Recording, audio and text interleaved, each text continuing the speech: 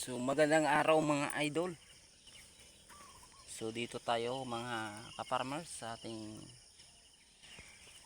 siling labuyo na saan na harbison naman ulit mga ka-farmer. So maraming bulaklak at marami itong mga bunga na maliit pero magandang klase ng ating mga labuyo ngayon. Kasi sa baga sa ano pa segunda na po mga kaparmer. Yun, maraming bulaklak mga kaparmero. Yun dito nga porsyon pero hindi pantay po ang mga porsyon nga maraming bulaklak. Yung iba nga porsyon medyo nakuha na ng maraming bunga ay hindi na po na mulaklak. Konti na lang pong namulaklak po mga kaparmer. So ngayon araw ng Martes. So mag-harvest tayo ng medyo konti na ngayon mga kaparmer dahil yung mga tanim nating bago ay hindi pa namumunga, hindi pa nag-harvest, hindi pa nagsimula at pag-harvest. So tiyaga muna tayo kung paano makasurvive tayo sa ating pangangailangan sa linggo-linggo, di ba mga kaparmer? So dito tayo sa ating sili ngayon nga harvestin, yung konting harvest lang, hindi masyadong marami mga ka-farmer. Ito po yung labuyo natin na kung saan ilang linggo na po o ilang buwan na pong harvest, halos na ubos na po ating labuyo doon sa kabila mga ka-farmer. Nakita natin yung parang tuyo na labuyo yun pero hindi naubos yun mga kaparmer, parang nalalanta lang sa puno mga kaparmer kasi hindi tayo tinama sa magandang presyo. Parang bigo tayo sa ating magandang presyo dahil ito ay naglalaro lamang dito sa 70 per kilo ang wholesale dito sa ating farm gate. So hindi tayo lugi tayo, talo tayo nito mga kaparmer sa ating siling labuyo ngayon. So pero wag nating hayaan nga magpatalo o wag nating hindi tayo mag give up agad mga kaparmer kasi ganoon talaga ang produkto, bumaba tapos mayroon namang pagkakataon na maganda naman talaga ang presyo. So kung mag-give up tayo ay wala tayong magawa or lugi tayo kapag dumating ng magandang presyo. So back lang talaga mga kaparmer. Huwag tayong lugi sa ating mga presyo na yan. So ngayon ang sigang ay may kagandahang presyo. Almost si 50 dati si 20 pero nagbaba kunti kasi meron daw maraming sili yon at sigang natin nga luma na mutik-tik sa bunga or putot mga kaparmer. So kailangan natin itong alagaan sa pag-spray kasi alam natin yan na papasukin talaga sa uod to mga kaparmer.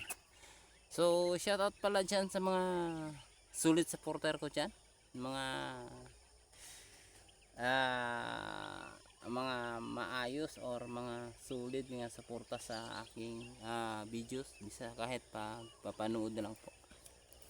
So kung pwede man lang po, kung bago pa kayo ay pwede po kayong mag subscribe or mag click sa aking notification bell para updated kayo agad kung mayroon akong bagong video nga i-post sa inyo. Yan, tingnan nyo mga kaparmer ang ating siling sigang.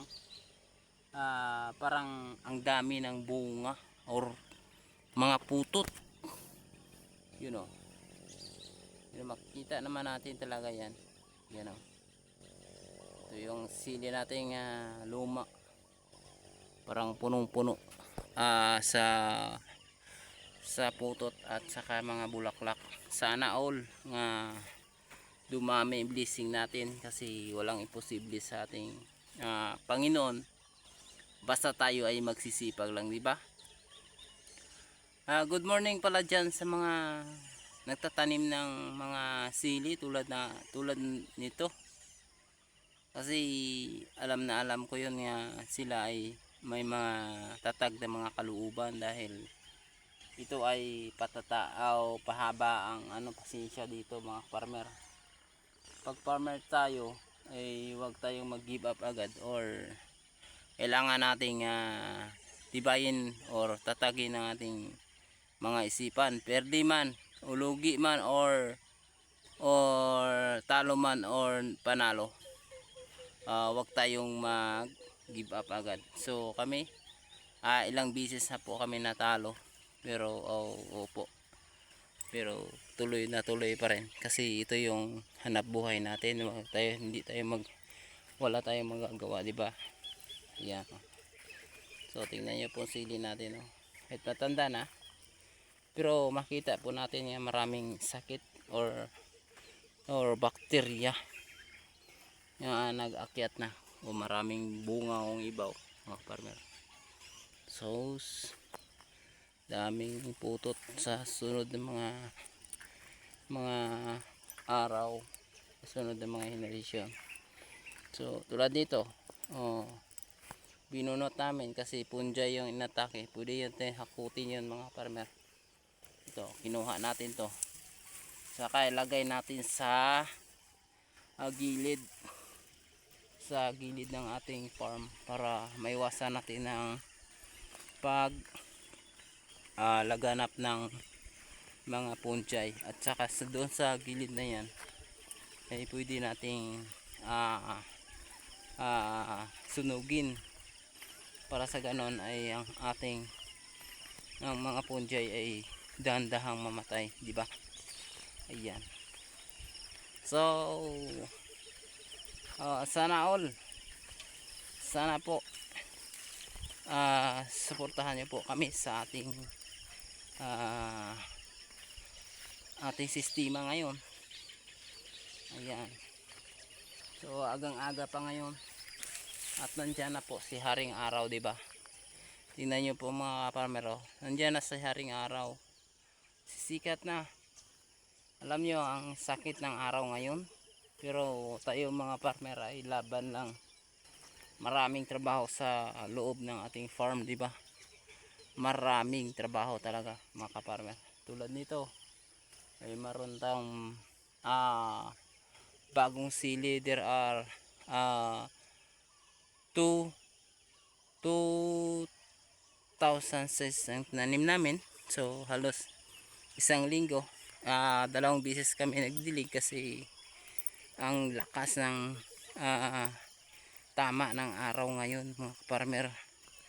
Ang init, simula nung umalis ang bagyo ay makita naman natin na sobrang init ng panahon. So go tayo sa ating bahay para kumain saka magtrabaho naman ulit, di ba? Ang sipag farm, no?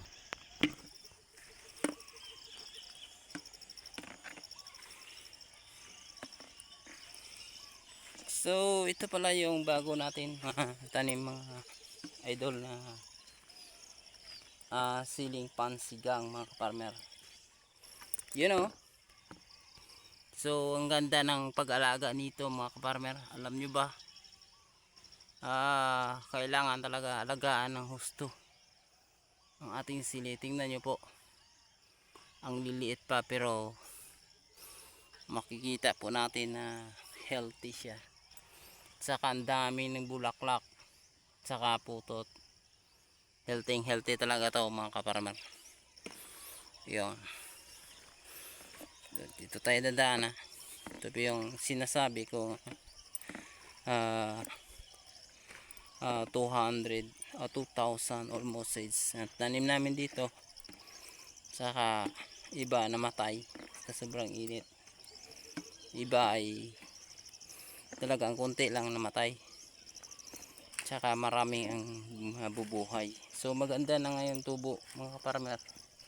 Yun o, kita ko sa inyo yung isang puno, maraming bunga. Ayan, ayan, yan, maraming bunga mga kaparmer o. Yan. So ang ganda pala pakiramdam kapag yung mga tanim natin ay nagbubunga na or gumaganda na ang tubo, kasi parang sulit na yung gastos natin. Hindi na parang kahit malaki tayong gastos, pero kung tatamaan sa magandang bunga or magandang presyo ay talagang ito ay napagaan sa ating pakiramdam, di ba? O ito pa yung mga puno na yan. Yan, ang ganda, di ba? O shout out dyan sa mga farmer. O kumusta na yung sili nyo dyan? Tinamaan ba ng bagyo? Subuti dito sa amin hindi masyadong tinamaan kasi hindi kami frontage masyado sa bagyo ngayon. Sa Vermont naman ang frontage talaga. So thank you very much for our watching this video. God bless, kasi naprotektahan kami ng ating Panginoon na ipalayo ng masyadong malakas na hangin dito. Mahangin naman dito noong bagyo, pero hindi masyadong napinsala ang aming pananim. Thank you and God bless you. Bye bye.